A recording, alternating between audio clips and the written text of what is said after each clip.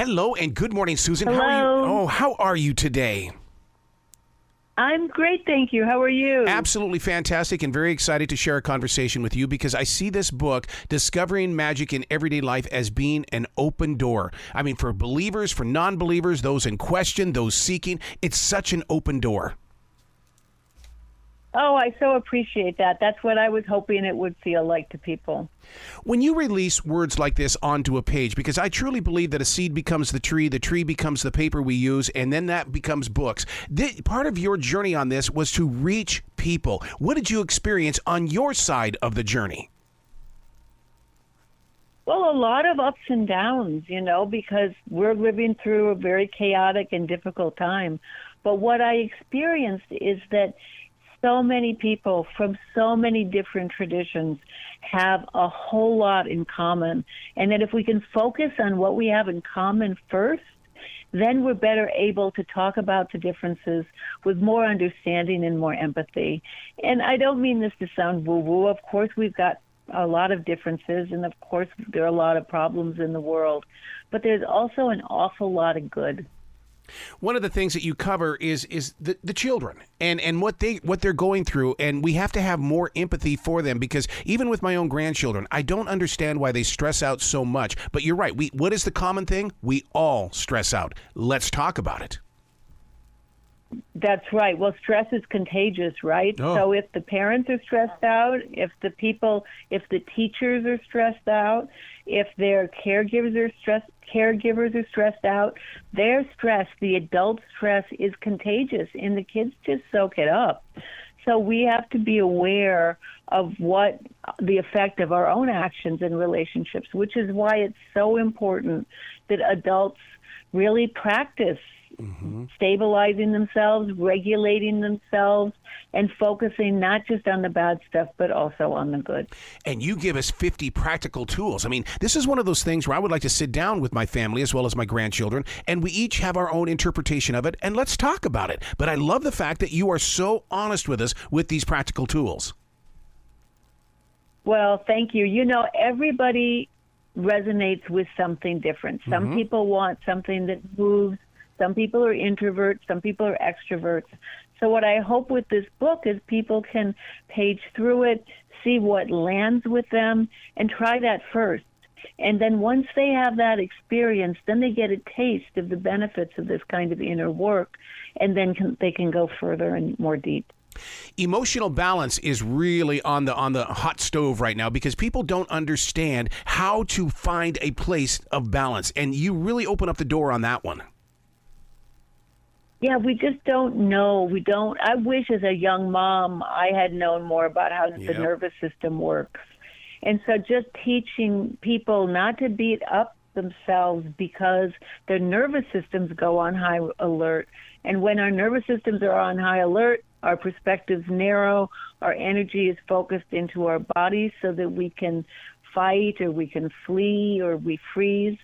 And when we ground ourselves with awareness-based strategies, then our perspective can broaden. And as our perspective broadens, we get to see all the different sides of a story and view what's happening with some kindness and compassion.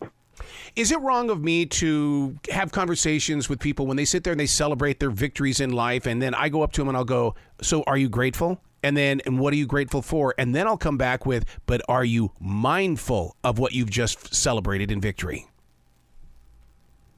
Yeah, I think that those are excellent questions, right? Because appreciation is a huge practice, and it's scientifically shown to have a big difference in people's lives. And it's a great grounding strategy, as far as regulating. So appreciation is key. And also awareness is key, which is what we're talking about with mindfulness. Awareness and appreciation, those are two things that are real game changers.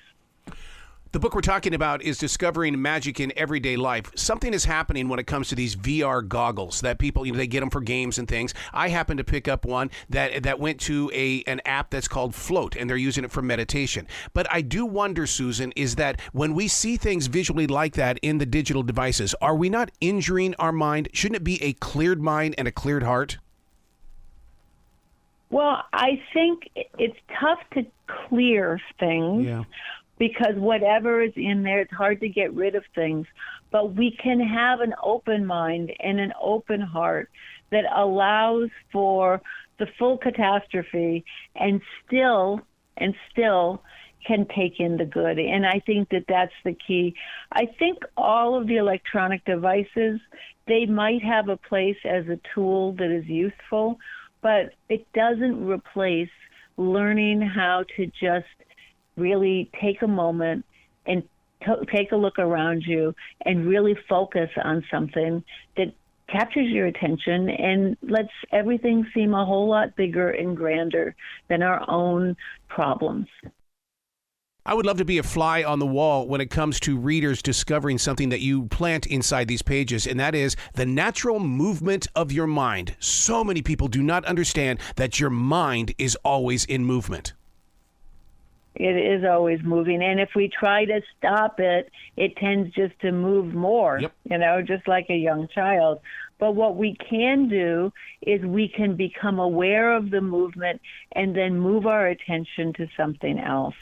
Something like the feeling of our feet on the ground or a beautiful flower in the garden or, the laughter of the children around us.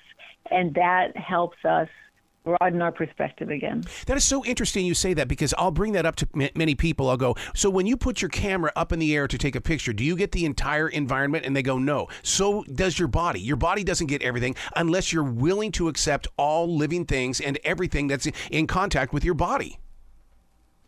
That's right. And to see how they're all connected, right? How we're all connected to one another. Yes. Yeah.